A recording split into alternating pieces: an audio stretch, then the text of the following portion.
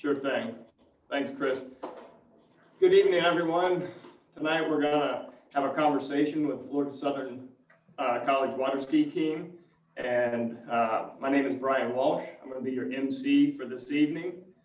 A little brief background on myself. I'm a alum from 1993, where I was a member of the water ski team from 89 through 93. Originally from Ohio, and learned of Florida Southern from other ski friends in the area, and told me about the school, so I made the trip from Ohio to Florida, and I haven't left. So been involved off and on with the ski team since I graduated, and more recently got more involved and got a good relationship with the head coach Curtis, who we're going to talk with later tonight. And so just wanted to have a good conversation tonight, give you some current comments about the team, some of the recruiting aspects, and what the season looks like next coming season. So our goal here is to talk about the water ski program. If you have questions that are related to the ski team, all of those can be submitted via the chat. We have online Al Green, our Associate Director of Athletics, who's going to be helping with the technical aspect of it and monitoring the questions, and he'll insert those as the conversation goes along. And we also have Chris Gonzalez, who's our Athletic Media Relations Director, and he'll be helping with some of the technical support as well. So I'd like to introduce our head coach. Mike Moran. Mike Moran, I'm sorry, Mike, you're on there as well. Another Associate Athletic Director. So I'm going to introduce our coach, Curtis Rabe. He is no stranger to the water ski industry, been in it for basically his entire life. Came on as the head coach. That's his phone, not my phone. We need some help with that technical issue there, Chris, I guess. Well, that could have been our first question of the evening. That's it. And I'm in church. Yeah. So Curtis was hired in 2015. Prior to joining Florida Southern, he spent numerous years in the collegiate or in the water skiing world as judges, officials for different state tournaments, national tournaments, regional tournaments, competing as a competitor as well, including 2 stints on World U.S. teams in 2004 and 2014. 2004, he actually won first place in jump and overall in the over 35 category at the World Water Ski Championships in France, right? Right. So he is no stranger to competition, competed all over the world, including Canada and China, France, Germany, and Mexico. So he's heavily involved with ski show productions as well, with a company called Steamroller Productions that he heads up. So he certainly brings a great resume to the team, and we're thankful to have him here coaching as well. So we're going to kind of open up the conversation a little bit, and I was going to give a little bit of history on the ski team, and then get into some more questions of Curtis, and really let him tell you all how he operates his program and what you can expect from the ski team. So a little bit of history behind Florida Southern ski team. They're recognized as the oldest sport on campus. I've also been told that they are the oldest collegiate water ski team in the nation. Winning is a huge history at Florida Southern as well, or I should say top finishes, long, rich history of top 5 finishes at nationals, including 2015. They were the runner-ups. Curtis's first year, I believe, coaching at Florida Southern. And he followed that up with a 3rd place in 2016. where the men's team actually placed first. It's a combination, men and women. So overall, there was third, but the men's placed first. 2019, the most recent finish for them was a fourth place finish.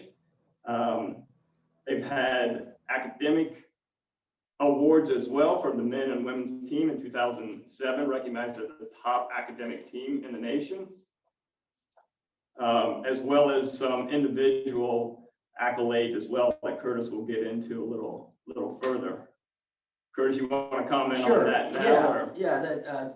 First of all, thank you, Brian, for helping sponsor this. You with Highland Homes, we really appreciate it, and we look forward to getting a lot of exposure out of this, and obviously maybe some more sponsorships. Brian himself has been a great sponsor, monetarily, but also he's had dinners for the ski team. He's provided the hoodies that I'm wearing tonight for the ski team, and he's always in touch with the team. He comes down and makes contact with me and communicates with me as far as the direction of the team and maybe involved in practice. He helps me in recruiting. If he's at a competition that I'm not at, and Brian sees a possible recruit, he'll reach out to me and say, hey, have you considered this person? I'm here and her parents are here. Would you like me to talk to them? So Brian is a huge asset to our program and the success of our program. He touched on history. Florida Southern's had numerous coaches throughout the years that have all been successful. And when he was with the program, a fellow named Mark Richhart, who is now in the Water Ski Hall of Fame, was the coach. Most recently before me, Roger Scalco was the coach. He was also very successful. So I just follow in line and try to keep the train moving forward. It's a big task, but I don't want to slip. So that's my job. Brian was touching on the history of the team and our finishes at collegiate nationals, but we, in addition to our team placement, and he recognized the men's team as far as winning one or two nationals, we've also had individuals that have won, and I'd like to recognize those people a little bit. We've had superstars on our team from the time I got here, which Casey Wilson was a big name, Tebow Dalen was a big name, Lauren Morgan, Ellie Ray Horton, all big names. And then as it trickles down, we've had winners. Lauren Pucci Morgan has won jump at collegiate nationals. Tebow Dalen's won an overall at collegiate nationals. Allie Nicholson has won, and Sam DeMalo has gotten second at a collegiate nationals. And this is a huge deal. I mean, these guys are ranked tops in the world, and they go to collegiate nationals and place 1 and 2 is huge. We recently we had Tanguy Dayland win overall at the most recent collegiate nationals. Huge award. He was competing against some of the best in the world. We presently have Valley Gonzalez on the team, a tremendous 3-eventer, followed up with Rhea Jorger. We have Kelly Breeden, who's an exceptional slalom skier on the team. She's women won at the last 2 consecutive national championships, and the list goes on and on. Cole McCormick, I know I'm forgetting a few names here and there. David Fulp has piped in. David Fulp jumped to a personal best 169 at his last collegiate regional nationals, which was at the time may have been the best of our collegiate team in the jump bit, in the men's jump bit. So David, I know you're out there. Kudos to you. That was still a big jump. I'll never forget it.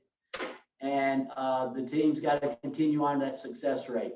So the really neat and interesting thing is you mentioned several family members that are currently skiing on your team. I know you've got Austin and Hayden Caffey. Correct. You got Gonzalez, Fifi. Valley Gonzalez and Fifi Gonzalez, correct. Tebow and Tanguy, brothers that were followed each other. I think Jamie Calhoun and his Mel Calhoun, his sister, was on the team. So it's a unique sport in itself that is very family oriented, and it really shows when you have siblings that are either currently on the team or follow each other from years to years. Correct. And hopefully that continues. I'm recruiting a couple of twins right now from Canada, and their oldest sister was on the team, Nicola Horwood, a few years ago. So hopefully, I can get them to commit to Florida Southern. It'd be a huge pickup. So we'll see how that pans out. But Well, Curtis, while you're talking about that, why don't you explain a little bit of your recruiting efforts? Okay. And since that topic was brought Sure. up nicely there. Yeah, I'd be glad to. Recruiting at Florida Southern is no easy task.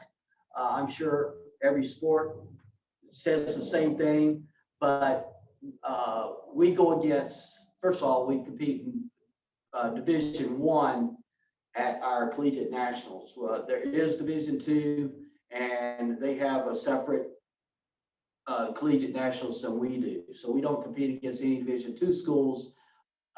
We compete against Division I schools, and by that, that's Alabama, Clemson, Auburn, some of the close by, Rollins, Louisiana schools, Arizona State, Washington State, Ohio State, Wisconsin. So we compete against the cream of the crop.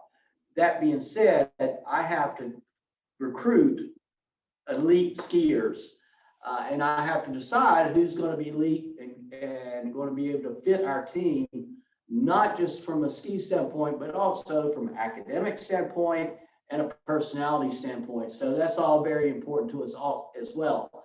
Recruiting, I recruit all over the world, and I do that primarily through social media, or if I know that they're in competitions here in the state of Florida, or even outside the state of Florida as far as that goes, I'll try my best to go to those competitions and get in front of them, get in front of their parents, and try to initiate a conversation. Where are you going to college? Have you considered college? What are your top 3 choices? What do you plan to study? Things of that nature, and try to get them to initiate taking the academic tests for admissions early. In other words, take the ACT, take the SAT, take it twice, take the prep course. And I try to encourage them to do those things, not just because I want them to come to Florida Southern, but I think that's just a good general rule of thumb to do when you're recruiting someone, is to help guide them in their endeavors, in their collegiate endeavors, in their academic and in their job seeking endeavors. And then hopefully the light will shine through that I'm trying to help you. I'm a coach, but I'm not just a coach that just wants you to come and water ski and compete for us. I'm trying to help you in any college, wherever you're going to go. I want you to get as much scholarship money as you can. So take that SAT twice, take the prep course, try to score as high as you can, because that's more scholarship money for you. Things of that nature. And I tell the parents the same thing. So hopefully it bleeds through that I'm here to help. And then hopefully they want to come to Florida Southern, because I'm not just a water ski coach. I'm here to help you academically and become a better person. I recruit through social media. I've had skiers that have come to Florida Southern and I never saw their face. All I saw was social media. Matter of fact, I got one on the team right now, Aries Chowers from Athens, Greece. I never saw his face till he stepped on campus, but I recruited him for a couple of years through social media, and we always had good conversations. And he is on the team now, and he's a great skier. So, and a great asset to the team. I have 2 girls from Chile right now, Valley and Phoebe Gonzalez.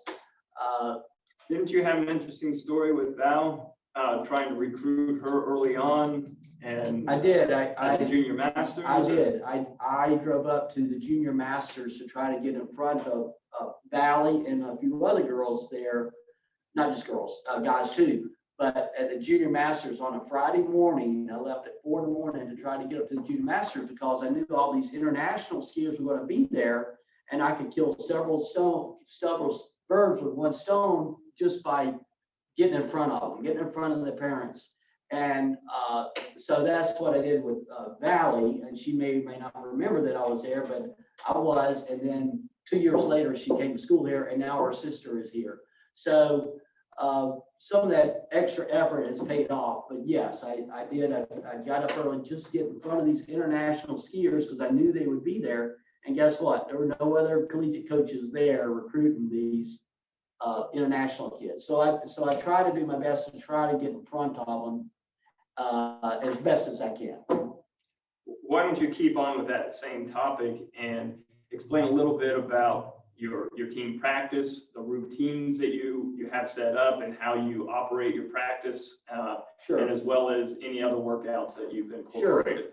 Our practice schedule when I first came here was a chalkboard, and the athletes would sign up on the chalkboard for certain days. And I don't think it had a time slot. I think it was just a day, and they could sign up 2 or 3 times, and then they could race it whenever they wanted to. And I didn't know if they were going to show up for practice, not show up for practice. Who knows? We graduated to a Excel spreadsheet, a Google Docs spreadsheet, and that now we have time slots, days and time slots that they sign up, and Curtis's coaching rule of thumb is, and David and you other guys know this, we sign up by 5 o'clock the day before, no after, you can't change it, move it around, sign up the day before, and that they're skiing at a certain time, and then I know what my schedule is going to be like. So if those time slots are not full, I can take care of administrative tasks, I can take care of recruiting, I can move up to athletics, I go to my meetings up there, admissions, wherever I need to spend my time. And that's something unique about water skiing, because you think about all other athletics at the college, and they're essentially team sports. And even though this is a team sport, you can only participate one at a time. There's just one skier behind the boat at a time. And so it is a little bit different than having scheduled practice at 2 o'clock in the afternoon, or Right. 2 to 4 or whatever. It's very fluid, and it has to be in order to get everyone on the water and get the time, especially the competitors that are 3 event, getting all 3 events in that time slot, and enough time for everyone to ski and get good time on the water. Yeah, it's an all-day affair. Yeah, it's an all-day affair every day. So I know the crack of dawn, Curtis is at the Yeah, dock. we and the start boats early. We don't start at sunrise. We start at first light, which is a little bit before sunrise. And usually that first couple hours of daylight is slam full with skiers. That's prime real estate. So I'm overbooked for those couple hours, but it gets that train moving, and it gets a lot of people skied and practiced early so that we can, as the day goes on, if they need to ski And 2 or 3 how times. fortunate are we to have the lake right on campus? Right on campus. Just down the hill, and the skiers can walk down there. They can skateboard down, they can walk down, they can ride their bike. Their skis are in their own locker room, secured. They can change into their swimsuit, grab their skis right there. I'm ready to go. The boat's gassed up, uncovered, and we can tackle our day. It's very systemic and it's very organized. If there is a cancellation, someone needs to take time to study for a big test or something, that's okay. But they need to let me and the rest of the team know to give myself consideration and the rest of the team consideration so that they can pick up that loose spot or that open spot. Absolutely. So our spreadsheet is very detailed and very organized for our ski schedule. And I think it worked real well. It's the best thing we could have done. And it's online, so they can do it on their phone, real easy, and everyone's used to doing that. Tell me a little bit about your workouts. And I know that's something when you came to Southern, it was mainly a focus on skiing, and you added in the additional gym workouts that. When I started, the athletes, if they worked out at all, they worked out in the wellness center, and it was on their own. It was not organized, not a team workout. And we were a club sport when I first started, but we moved up from a club sport to a team sport. So now we're more part of athletics, and we feel a little more on even keel with the other team sports, the soccer and the swim team and baseball and volleyball, et cetera. So once I saw that, hey, this is a huge benefit for us, can we have access to the weight room and the strength coach, Coach Wallace? I got the green light to pursue that, and so we did that. Thank goodness for Coach Wallace. He's been a huge asset to accommodate us. And we had 1 day a week, and we make it a team workout. So everybody shows up, they have their time slot with organized strength workouts with Coach Wallace. We are now working out twice a week instead of once. So we've even grown from that. And Coach Wallace and Coach Marr both have accommodated water ski team, and I see results. I see everyone getting stronger. I see them getting leaner, losing weight, but in a good way. And I think it's beneficial. And it's not just beneficial from a health standpoint. They love it. They love the team camaraderie. They usually go to dinner afterwards as a team, and it just develops more of a team relationship and connection instead of everybody shooting off. And it's difficult, like we talked about earlier, with only one skier at a time, you can't have as much team chemistry when you have situations like that. So that bringing the team together for gym workouts helps a tremendous amount. And something else that you instituted was a mentorship on the team. Can you talk about that a little bit? Sure, yeah. Before, in my earlier life, I'm 100, so it goes way back. I was in sales, medical sales, and I learned that you can sink or swim really fast if you do not have a mentor. So being a sales guy, I grasped onto not just one mentor, but anybody I could to help me be successful. And yes, I read books, and I went to saw motivational speakers, all that kind of stuff too. But someone that you could reach out to at any time, every day, and learn from, ask questions, be a sounding board, was really detrimental to my success. So when I started here, I decided, let's incorporate a mentor program with the ski team. So we did that primarily for the freshmen, the incoming freshmen, so that transition from high school to being college was a little bit easier. So what we do is we'll try to pick not another freshman, at least someone that's been there, a couple of years, and then also try to pair them with someone that's the same major. So if they're a business major, I try to pair them with a business major. If they're a nursing major, I try to pair them with a nursing major. And I think that helps from an academic standpoint. Also, if they're a slalom specialist, I try to pair them with another slalom skier, and so forth and so on. So I try to do the best I can to pair them with someone I think they can really grow from. And then, they can, someone that can take their hand and lead them and make that transition into being a college student versus a high school student a lot easier. And they can also provide other guidance as far as what to do, what not to do. And I think we all know what I'm talking about there. So as you can stay down the middle of the road and not veer off onto a dirt road. So I think it's helpful. It doesn't always work, but I think I would say we have probably a 75% success rate that most people grow attached to that mentor. And then even when they leave school, they still treasure that relationship. So I like it. Tell me a little bit more about the coaching aspect, because you are the head coach and you are the boat driver. It's a little bit of multitasking there where you're trying to coach and drive at the same time. Tell me about how you lean on other members of the team Sure. to coach as well. So it's not only the mentoring that helps outside of the water as well. There's some of that going on the waters. Listen, my ski team, a lot of them have traveled around the world. They've been coached by many, many different quality coaches in their life before they ever came to Florida Southern.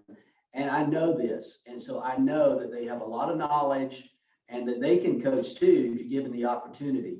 So I allow them that if they're in the passenger seat and I'm driving, and it does two things. It allows me more attention to my driving so that they get a good quality pull behind the boat, and I'm providing a good a good pull. From a driving standpoint, in other words, I'm not trying to juggle driving and looking behind to watch the skier. I can just focus on driving, which is hard enough. And then I can allow them to coach if they're in the passenger seat, and I think that they're going to provide good coaching. I can always chime in if I see something that I feel like I need to add. I can always add that. So it doesn't mean that I'm a muted participant. I'm not. It's just I allow them to coach. They become more of the equation to developing that skier. And quite honestly, I think the skier likes being coached by one of their peers. So I think that serves many facets. Now, if I don't have another skier in the boat and I need to be the vocal point, then so be it. What's helped me tremendously was getting a wider mirror so that I can drive and watch in the mirror and I can see more versus a small mirror. So we have graduated to a big mirror in the boat so that I can see more. But yes, absolutely. And then when it comes to an event that maybe the rider is not that burst on, say trick skiing or jumping, then I have to do 100% of the coaching because they just don't know. They're just not that well versed in those prospective events. But if I know it's their event, if I know Kelly Breeden is in the passenger seat and she's two-time women won national champion, I know she knows what she's talking about. Valley Gonzalez, excellent coach in all three events. I can trust her and realize, hey, I can drive and I'll add to the equation as I see fit, but let them participate and make it more of a team effort versus just everything has to come from Coach Curtis. No, it doesn't. By the way, I can learn something from them as well. So Valley Gonzalez, excellent coach. Tangy David, excellent coach. Landon Gills and Jamie Calhoun, excellent coaches. So just throwing it out there, I can learn a lot from them as much as they can learn from me. Tell me a little bit about this. Obviously was a really unique year, and we get back to campus and COVID had been going from the early spring of this year and carried all the way through the summer and back into the fall. So obviously that made some changes and some challenges that you had to deal with specifically this year. How have you worked through that? And yes, we have. How has that impacted it's impacted this season and what has it done to your? Right. Well, our competition for fall season, which is our big season, got canceled, unfortunately. But we have moved a lot of those competitions to the spring. So now it turns out they just got postponed somewhat, and we'll see how that develops as time goes forward. So that's it for our competitions. Our practice, yes, it's hurt our practice because we've had a couple athletes that did test positive, but they were through contact tracing got quarantined. Unfortunate, they could not ski, they couldn't come down the dock, they can't ride in the boat, so they couldn't help us. We had a couple of skiers that deferred this semester because of COVID. They decided just to put it off. Austin and Hayden Cappy. You've got some that and Lexi Nate too. Wasn't able to come back to campus, or? Well, actually, Lexi Nate was off campus. She was online, as well as Landon Gills. And so we've had some that decided to go that route. And then we had some that maybe were a commuter. And then we had those that were on campus. So yes, it diminished a lot, less than 50%. And so you just had to keep plugging away at it and do the best you can. Now, that being said, the silver lining was I had more time to develop some of my new skiers, my freshmen. I got a female girl that I was able to teach to jump. She'd never been over the jump before, and we took it nice and slow because we had the time to do so. Absolutely, that's a nice silver lining in an unfortunate situation. She learned to jump, and now she's a very accomplished jumper. She's consistent. We did it without any hard falls or any injuries. We did it safely, just day by day, just chipped away at it versus trying to get someone to advance quickly because you don't have the time to spend with them. So I was able to take that time and pour it into some of the ones that actually need it. And now she's going to be a integral part of the ski team because she can jump. And quite honestly, we need female jumpers. We need female jumpers all the time. Female jumpers are hard to come by. So now we got one because of COVID. So a silver lining to it. Make the most of it. Can you tell us any more about what you do know, even though it's fluid and it may change, what you know about the spring season? Sure. We're really looking forward to the spring. Those that were online, I know Lexi, Nate, and Landon are really hungry to be back on campus and skiing on Lake Hollingsworth here at Florida Southern College. So, and that's just two examples. Fifi also is another one. And then Austin and Hayden Cappy, they're really hungry to be back on campus. So they appreciate it now more than ever, and they're looking forward to being back on the lake, skiing in a regimented atmosphere with the same boat drivers, same coach, and also to be back with their team. That whole camaraderie was missed. In addition to that, I've got a skier coming in the spring, which is unusual for me. He stayed out for the fall because of COVID, but he's a new transfer. So he's going to be here in the spring. So the spring's going to be a beefed up season for sure. And we'll have our competitions back. Do you know any specifics on competitions yet, or is that still? Yes, I booked 2 dates. We have our collegiate tournament with Rollins and a couple other invited colleges in February. Last weekend in February, be last Saturday, won't be Sunday.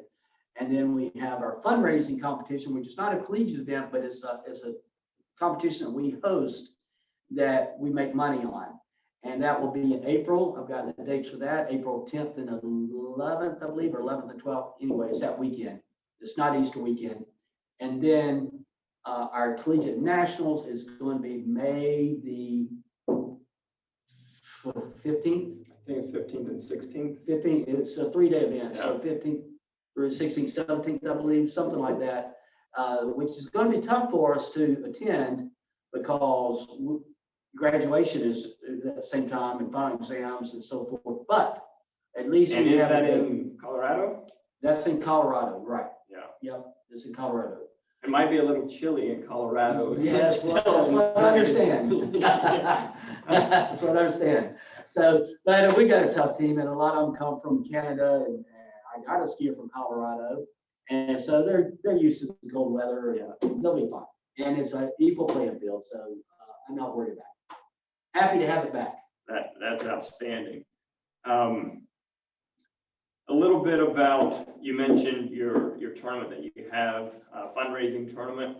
So there's a couple ways that the folks out that are online listening to us today that can help the team as well. There's a Water Ski Booster Club, one of the fundamental fundraising arms for the program. That can be donations there. I think you work with Finley quite a bit in the athletic department, and he's got different avenues that folks can help with that if they are able to support the team.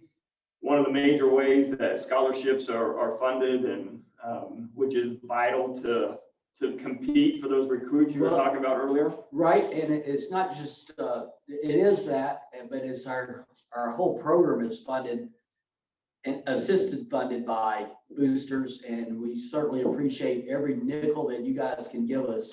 So please continue to do that. We have a brand new dock, which is absolutely beautiful. It can accommodate 2 different boats.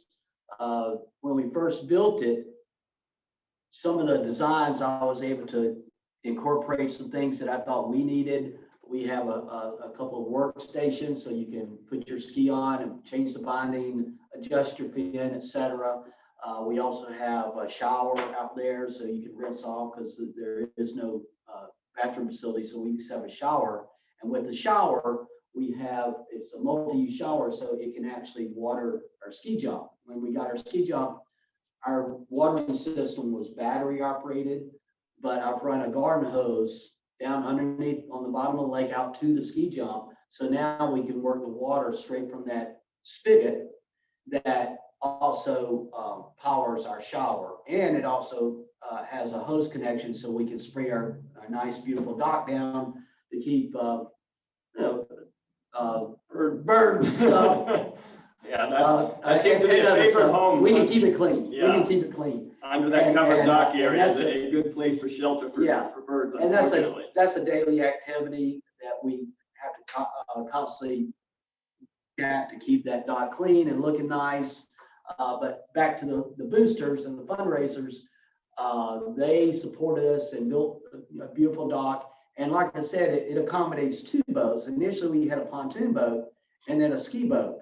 And what I've done just recently is had the dock builder come back out to help us with a few chores like replace the cables on the boat hoist, grease and lubricate those cables, and then also power wash the dock. But while he was there, I added bunks on the pontoon side that will also accommodate another ski boat. So now that hoist is multifunctional. It doesn't just accommodate pontoons boat, but I actually have my ski boat on that side now, so it can do both, which is a really nice feature. Another thing that we got from our boosters was a brand new beam and ski jump. Our old one was considered unsafe, and it was time to get a new one. That old one had been around for many years. I believe it was the same one I used back. Probably, in the early 90s. it was old. Yeah. And they wear out. So you can only recycle those jumps for so long, and then it's time to bite the bullet and get a new one. So thank you to the boosters for helping us afford that. Beeman is the state-of-the-art ski jump, and this ski jump should last us long after I'm gone. It's all fiberglass and aluminum framing, right, Brian? And Yep. what else can you add to that ski jump? Beeman is the top. It's Builder. it's a Mercedes-Benz of Right. ski jumps. So we got a real nice ski jump. We have two slalom courses that I maintain, one on the north side, one on the south side. And then we get a brand new ski boat every year, which I'd like to thank Mastercraft for sponsoring us with the ski boat this year. In the past, we paid a loaner fee. This year, they decided to step up to the plate and thought we were a good investment and decided to sponsor us. So thank you to Mastercraft for doing that for us. It really goes a long way. And then speaking of sponsors, we have other people besides our boosters that help us. Masterline Rope Company helps us with our ski ropes and our bibs for our competitions. We have Performance Ski and Surf also helps our program with a huge discount for our ski team members and other things that we need, buoys and ropes and gloves and bindings and all the other things that we need to further the program. Yes, our skiers have their own gear for the most part, but we still have to supply some of it. I just wanted to talk, I guess, or ask you a little bit more. I saw one of the questions from one of the listeners asked about an alumni tournament. I've heard that in the past, and I think one of the listeners asked about that as well, that we've always kind of wanted to do an alumni tournament and something that maybe we could do on Lake Hollingsworth, or I don't know. Yeah, what I love that feasibility of it, or yeah, I love that idea. I love it. And it's to get more exposure because our competitions are off campus at a private ski lake, to try to garnish more exposure to our water ski team, which I hear year after year, hey, we'd like to see you guys perform. We have had, last year we did a ski exhibition that was coordinated, and we did it right off the dock, and we had a sound system and we had announcing, and it just went flawlessly, and we had pretty good attendance. So that was one way to give our team some exposure on campus. Yeah. And what I'd like to do is take that and maybe incorporate an alumni event. It doesn't have to be a competition. It could just be a alumni fun day where they could come out and maybe see us showcase some of our talent. And then if they would like to also participate on the water, so be it. If they want to ride in the boat, so be it. That's fine. if they want to have a little mini competition between the old alumni against some of them, the ski team members, we can do that. So we could go in any direction with that I stuff. think we'd have to handicap that one though. I don't know that us old You're guys. a pretty good skier, Brian. Don't sell yourself I short. don't know if we can. Anyway, I think that's a great idea, and I'll try to bring that to fruition. I don't know if this year's gonna be good with COVID, Yeah. but I will definitely put that high on my list of priorities to try to make that happen. Al, do we have any other questions out there from any of the listeners? We do. We've got, of course, the one that you had mentioned. We also have a couple more coming in. But while we're at it, you mentioned the schedule, Coach. Yes. Of our listeners, that'll be up on the website in the near future. Once we have that official schedule set, it'll be on the website. So everyone. Oh, the tournament schedule. Mhm. Yeah. So everyone Yeah, can the go to tournament schedule. SC Mox and click on water ski or click on sports, go down to water ski in the schedule, and it'll be listed there. Coach, we do have a couple of kind of personal. And we'll also do our ski exhibition. Mhm. What's that? Couple of, We'll go ahead and set a date for our ski exhibition that we do too, and put that on the website. okay, that'd be perfect. We also have a couple of questions. One, you talked about the mentor program. One of the questions is, when you were an up and coming water skier way back when, a couple of years, who did you emulate? Who was you? Who did you admire and look up to in the ski world? Who did I? You Mhm. talking to me? Who did I look Yes. up to? There were a couple of gentlemen that they were pro skiers back in the day, and they're in the Border Ski Hall of Fame. And they sold T-shirts with their likeness on it, that kind of thing. Wayne Grimnich was one of them, and Ricky McCormick, who his son Cole came and skied on our ski team. So Ricky McCormick was a huge mentor, someone I looked up to. Frankie Dees is another one that I looked up to. Hank Longo is another one that I looked up to. And those are all good skiers, but also looked at how they carried themselves off the water. In other words, if you had a bad performance, how did they react? How did they handle it? How did they ski the next day or the next round or the next tournament? Did they throw a temper tantrum, or did they handle themselves like a professional and come back from that?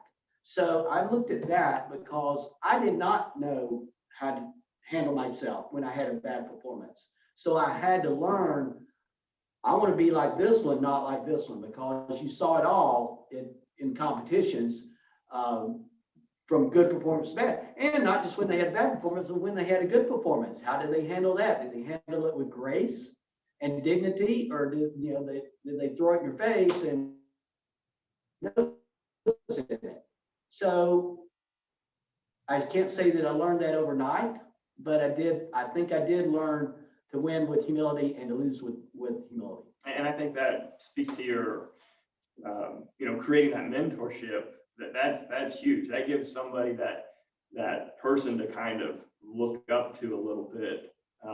Even though there's not a great age difference there, even between a freshman and a senior, but there's a lot of wisdom that a junior or senior has versus a freshman. It's just amazing how they can interact and learn from each other from just that small age difference. Absolutely, absolutely. When the athletes that have been on my ski team through the years, when we're on the bus and we arrive at a tournament site, one of my coaches' sermons that I preach, and every one of them know this, that's listening out there, they know I do this. I tell them, if you have a bad performance at a tournament, you don't hang your head, because it's a virus, it's contagious, and it can bring the whole team down. So they come back with their head held high, and the rest of the team surrounds them and picks them up. We go down, we greet them at the water's edge. we go and to the dock, we go and find them as a team, not just one or two people, as a team. And we pick up that fallen skier. And we keep that morale high by doing that. And then what has traditionally happened is the very next skier on the water does well. So now we're back on a winning cycle. But I will not let anyone on my team hang their head after a bad performance. Absolutely not. They have to pick themselves up. They have to come back. They have to greet the team and realize that this is a team event and you have a lot of other team members that will support you and pick you up from that fallen or bad performance and carry the team. You don't have to do it by yourself. And that's an interesting concept because as water skiers growing up and in the junior ranks, we were always not necessarily taught, but it was just the law of the land. It's an individual sport. And so you're not expecting somebody else to help lift you out, or you're not expecting to lift somebody else up by your performance. And once you get to collegiate skiing, it's totally different. And the mindset and your role as a coach has to completely reshape that thinking that they've had for the past, 10 or 12 years. Absolutely. And it is a team sport and every score matters. And just because one person didn't do perhaps their best, you're right. You gotta pick up the team. What I tell them is everybody out here is watching Florida Southern. When you get off the bus, they're watching you. When you get on the bus, they're watching you. Make them wish that they had come to Florida Southern. Yeah. Make them wish I had gone there because look how they carried themselves. And I haven't if it seen. works or not, but that's what I'm a little biased, but you posted on Facebook when you were traveling to the Nationals last year in 2019, and it was a picture, I think, in the airport in California, and it was the whole team. Jacket, tie, the guys looked sharp, the ladies were in dresses. That's right. They looked like they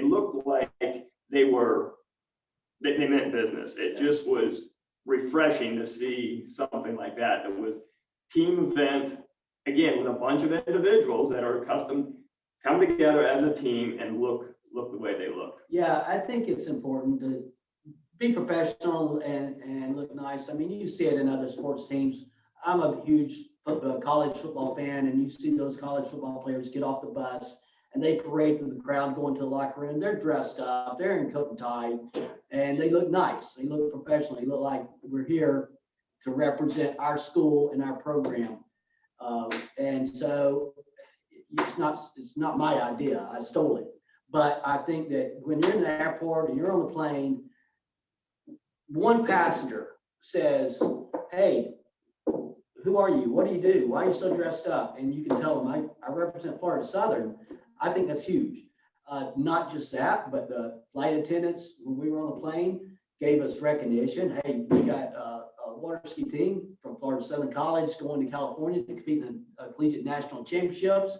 And they can present us and look, we're all in coat and tie. We're looking sharp. We're looking nice. And so I think that's really important, just to showcase who we are and what we're here for. Absolutely. Coach, without question, that having been around a lot of championship teams in my career, what you just described is kind of the foundation that you've seen in all of those teams, whether it was football or basketball or water ski or baseball. That's just kind of the foundation. You talked about the skiers that you emulated and that you watched closely. How about coaches? How'd you get into coaching, and what coaches did you watch? Great question. I got to give my friend and my coaching mentor from Rollins College credit for that. His name's Mark Bedsole. By the way, he's an alum of That's Florida right. Southern as well. So we still give him a hard time for graduating from Florida Southern, and immediately his first year out of school took a job at Rollins as a head coach, and he remains there today. But That's right. He's been there 25 or 26 years, and he recruited me to be a coach in Minnesota for juniors from the state of Minnesota. 1 year, and that 1 year turned into 10 where we'd fly up together, he and I, and we would coach juniors from the state of Minnesota for a 3-day weekend.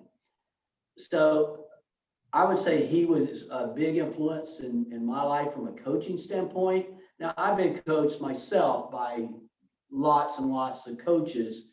So obviously each one of them can be a mentor, but from a team standpoint, the Rollins coach would stand tall because he was a big influence.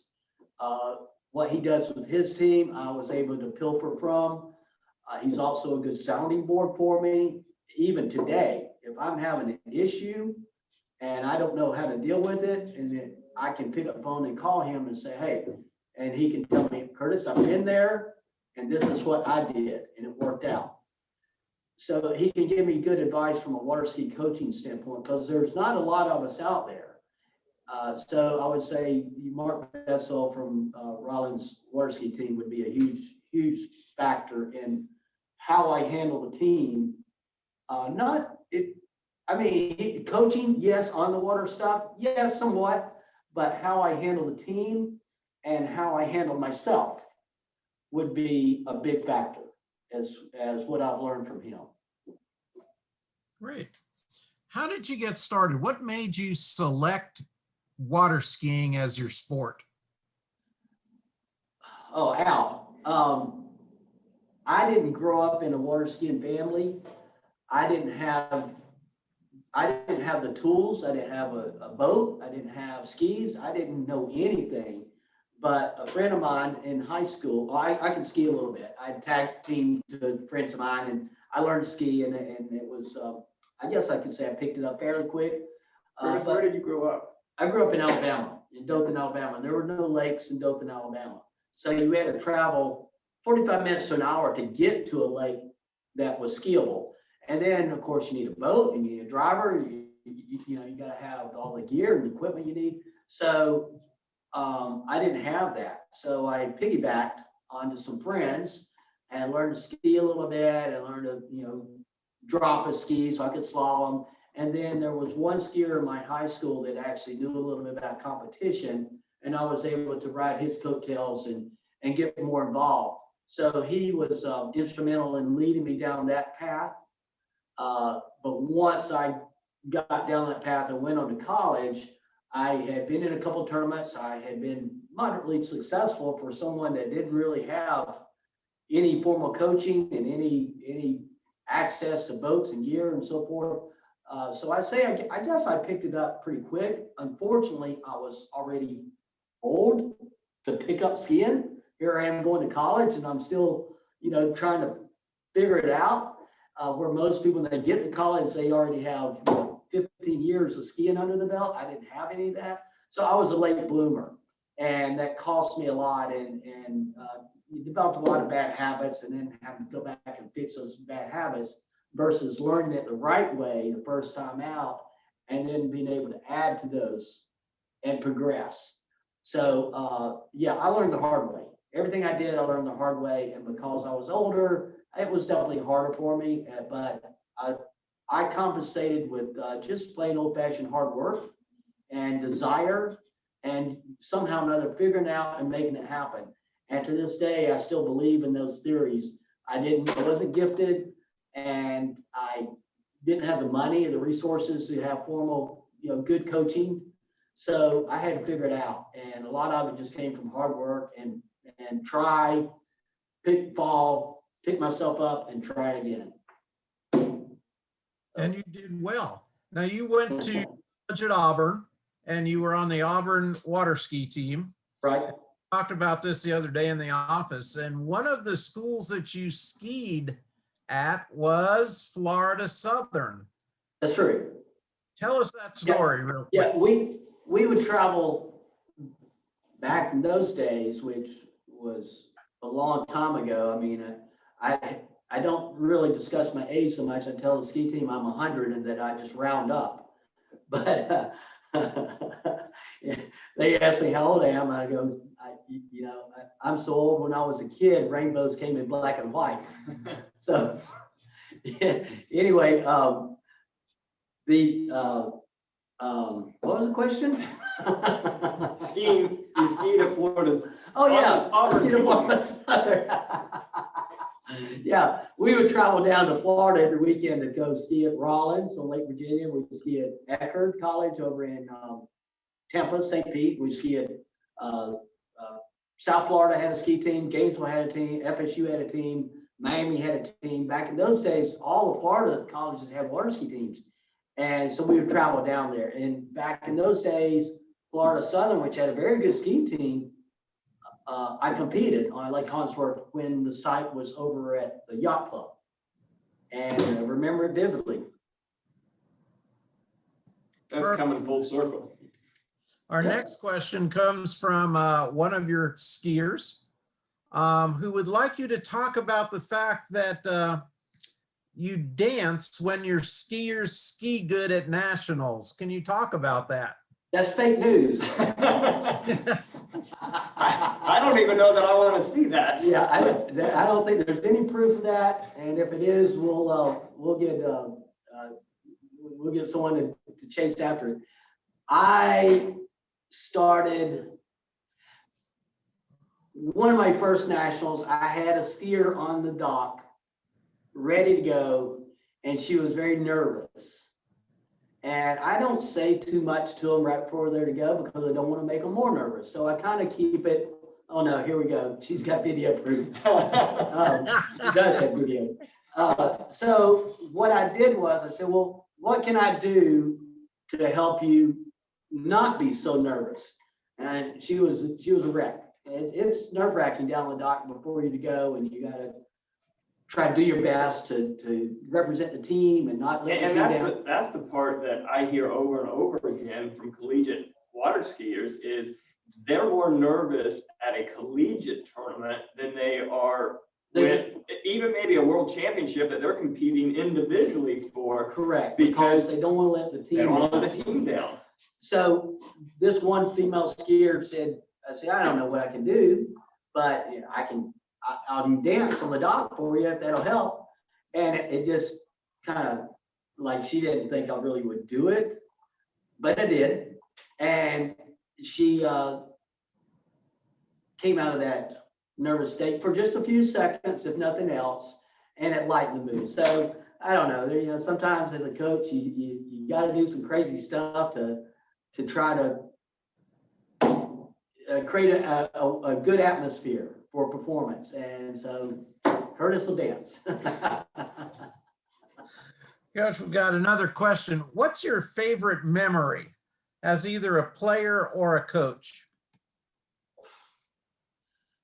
Oh, man, there's so many. Well, I did, as Brian read my intro, I've competed on 4 US teams in the over 35. They have your pro ranks, just to make everyone understand, make it clear. They have a pro ranks, and that's usually your early stages, which I did not compete in a international competition. Once I got over 35, I think I got to be pretty good skier, good enough to qualify for a US team, and not just one, but I was on 4. One of those teams that I competed in France for the US, and I was fortunate enough, I was not the top seed, not even close, but I was fortunate enough to have a good competition and made the finals in the trig event, came from behind and won the jump event unexpectedly, and then I won overall unexpectedly, and then the team won gold also. So I flew back with a handful of gold medals in my pocket. That has to be a highlight of my career. But just when you think that can't be beat, I got this past season, I got selected to the Florida Federation Water Ski Hall of Fame. And I can't describe what that meant to me as being enshrined into that Hall of Fame. I mean, never in my wildest dreams. I mean, we talked about me growing up, not having the tools to be successful, and then going to Auburn and still not being one of the best, not even close. I was lucky to be on the team in one event, much less the other 3. And then to go on and have a long career, not just in competition, but also as a judge and official and as a coach. And then I've done some other ancillary things along my way to establish my career and then get selected into the Hall of Fame. So that was a huge honor and a huge moment for me. Absolutely. One of the best. Awesome. Brian, I'm going to turn it back over to you. All right, good. I just want to wrap things up here. First of all, this was a great experience, and I was a pleasure to be a part of it. I'd like to just hit a couple things in closing. Your annual tournament you have, a fundraising tournament, it is always in the spring. Is it April? April, I think it's April 11th and 12th this year. I just got the date selected over the weekend. So it's that weekend. And that'll be at Jack Travers in It's Groveland? at Jack Travers in Groveland. It's a record 3 event, pick and choose tournament. We have it every year, and it's a huge fundraiser. And speaking of sponsors, Jack Travers is a huge sponsor for us because they donate their boats, their site, and their gas to Florida Southern College to host that event. So it's a lot of expenses that we don't have to pay. Therefore, we bring in more money as a true fundraiser for the team. So a huge shout out to Jack Travers. I'm glad you mentioned that because I didn't want to forget. I hope I didn't forget anyone else. But anyway, thank you, Jack Travers, for helping us out. And yes, so that fundraiser is a big thing that we do to bring in money for the team. As well, we talked about the annual giving as well, that can contact you or Finley at the college as well, and making the arrangements for that. And then if you have any other special projects, I think that alumni tournament will be huge. That'd be fun. A huge visit. Oh, that's a big phone call too. Yeah, right. Yeah, so, but I just want to say thank you for the time that you spent with us today and giving us a good overall view of what the team is about and how it works, and the recruiting aspect. And hopefully there's some young skiers out there looking for a good place to go to school, and Florida Southern would be that. Absolutely. Be that one. Absolutely. Reach out to me if you're an up and coming skier. I don't care what level, I don't care what events. Let me hear from you. Let me know where your interest lies. Let me know what academics where you're at, what you plan to study, and let me try to help you further your career academically as well as through athletics. I'm going to finalize with one last story that you mentioning the young skiers. I was at a tournament up in Milton, Florida. And this was several years ago. And I was in the judges tower, happened to be helping out and judging. And Kelly Breeden was sitting in the tower judging with me. And I was just making casual conversation with her. I didn't really know Kelly at all. I just seen her at tournaments, and she's a few years older than my kids. And so I was asking her about her plans. I think she was a senior at that time. And she said that she was really looking, she was conflicted whether she was going to pursue a pole vaulting career in college or she was going to continue to ski. And she had looked at some other schools for track, and she mentioned Florida Southern, and I said, I'm biased, I went there, but the event was just spectacular. And there's always certain things in your life that kind of steer you towards where we are today and make us who we are. And I had told her that I was in Ohio playing football, and it's a long story, but the final analysis was a friend of mine that I played football with graduated. He was a few years older than me, and he died in a car crash right after he graduated. And so at that point, I kind of made my decision. I was going to Florida to water ski, and my coaches in football were like, what are you doing? You only have the next 4 years to play football. You've got the rest of your life to water ski.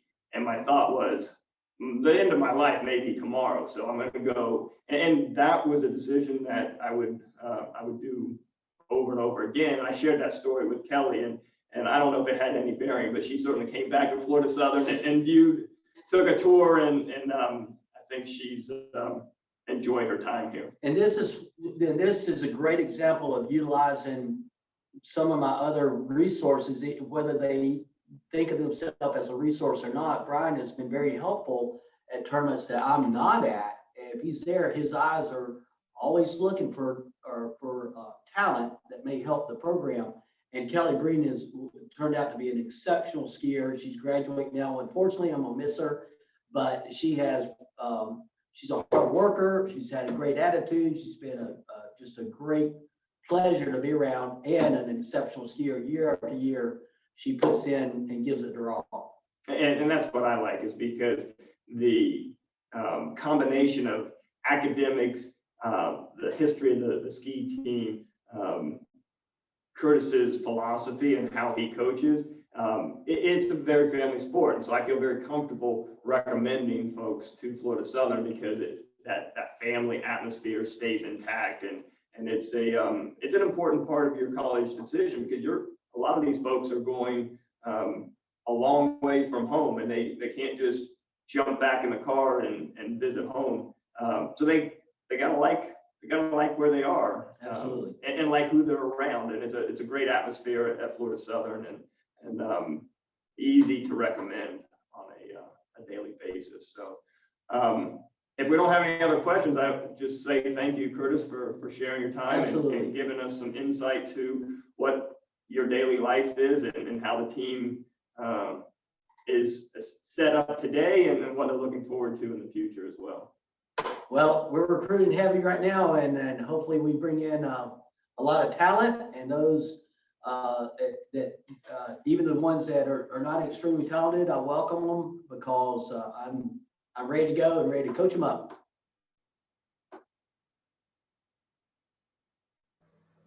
Well, great. Thank you, guys. And again, on behalf of Florida Southern, thank you, Brian. Thank you, Curtis.